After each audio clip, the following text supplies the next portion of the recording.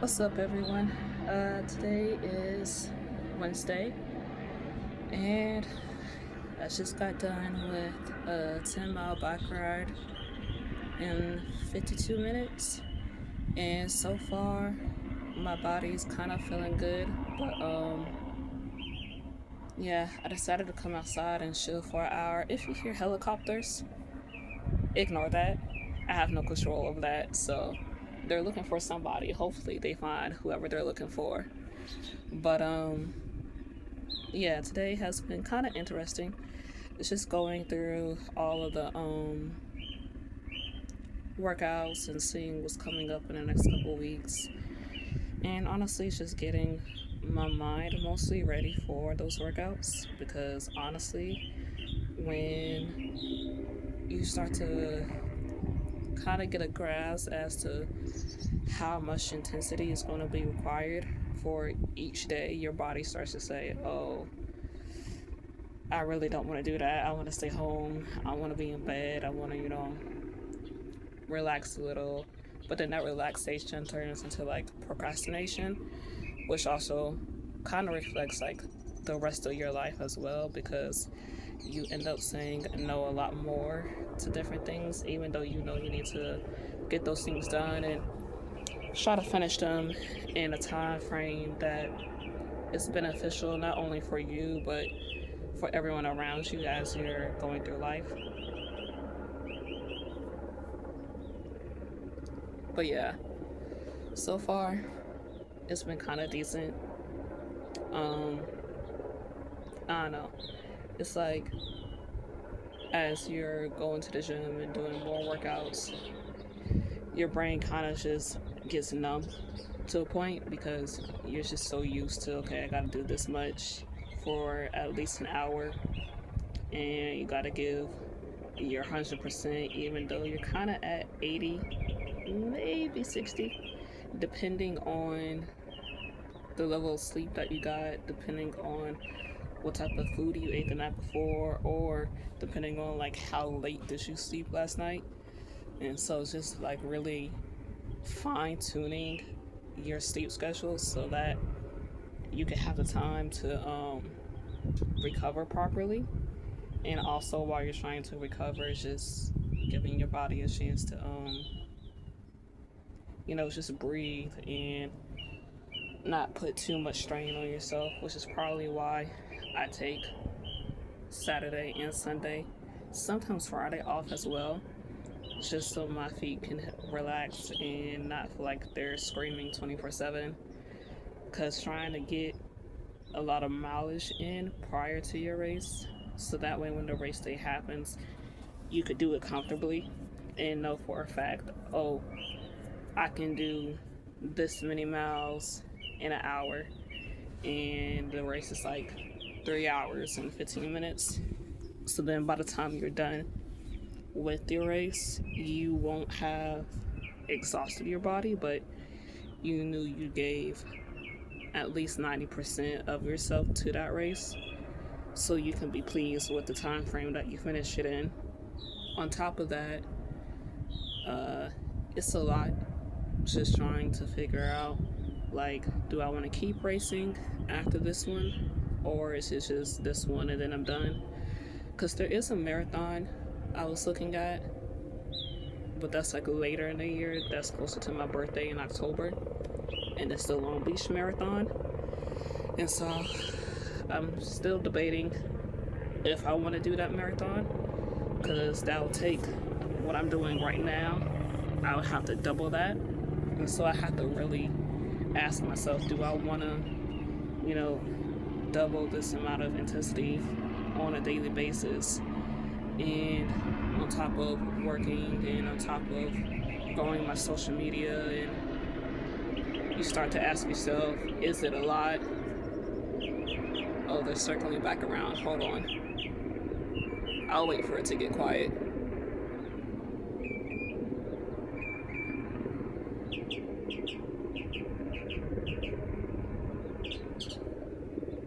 Okay, there we go. But I think it's kind of interesting just seeing the difference that happens each day because you're watching your body change and you're seeing it on a daily basis, especially if you're doing pictures for social media or if you're just doing pictures for yourself because you want to see what type of body that you're shaping as you're doing all of this working out. And so far, I've lost almost 7 pounds. So I went from 184 to 176, and it's been almost a month and some change since I've been working out. So it's not too bad. It's not where I want to be because I would like to be 20 pounds less, just so it could be easier on my knees in particular, because that's where I'm finding the most discomfort, is where my knees aren't lining up properly, and that's just because of the added weight that I have. And so changing my diet periodically and trying to, eat more cleanly has been a struggle, if I'm being honest, because I really don't like vegetables that much. And what's funny is I love eating fruit. Like, I could eat fruit all day 24/7. But when it comes to just consuming a lot of vegetables, I can season them differently. I can make them spicy, I can make them sweet, but it's still a vegetable. And so that weird vegetable grainy taste that I sometimes have, even when you like wash your vegetables, which I hope you guys do, it still has that weird taste that makes you go, I don't really like it.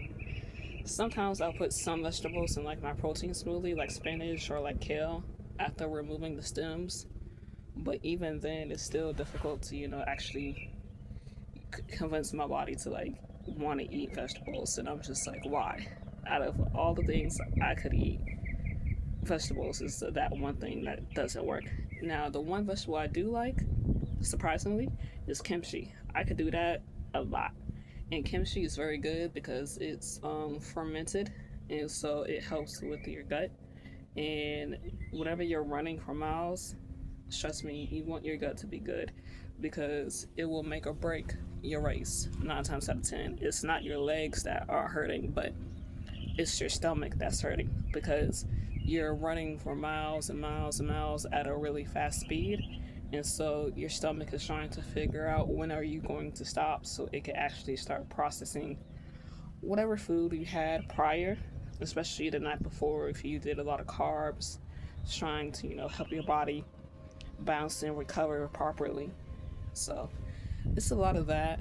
And then outside of that, it's just figuring out like different music speed wise. It's just finding music that has a rhythm that you can actually legitimately keep up with. I think that's the next step that I'm dealing with right now. Is just understanding where my pace is, where I need my pace to be by the end of March, and then just running that through the ground to eventually I get faster. But right now we're kind of in the UK pop era, and that's mostly because they're at like 145, 155 BPM, and so it's trying to get comfortable with running while your heart is going boom, boom, boom, boom, boom is still in the judgment period for me because I'm like, ooh, my heart's going really fast. So my brain automatically thinks, oh, I need to slow down because of how fast we're running, not realizing, no, no, no, this is fine. We're fine. We just need to take a deep breath and keep running. And so trying not to psychologically psych yourself out of things is something that I'm learning. And so each time that my feet hit the pavement and I learned a new way of one, protecting my knees and my ankles so that way I don't step wrong while I'm training, because that's something that I get really in my head about. It's like, oh, I don't want to misplace my foot because that could cause a fracture in my ankle, or that could cause something to, twist wrong, and then boom, now we're out.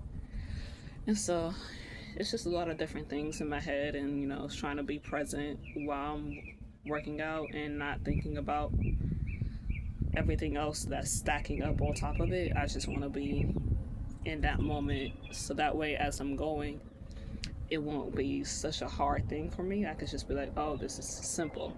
Kind of like with the recording on the camera and getting comfortable and just getting comfortable with speaking and thinking clearly. Hopefully that makes sense. But yeah, that is my little yap session for today. I hope you guys, this day is good. All right, I'll catch you in the next one. Peace.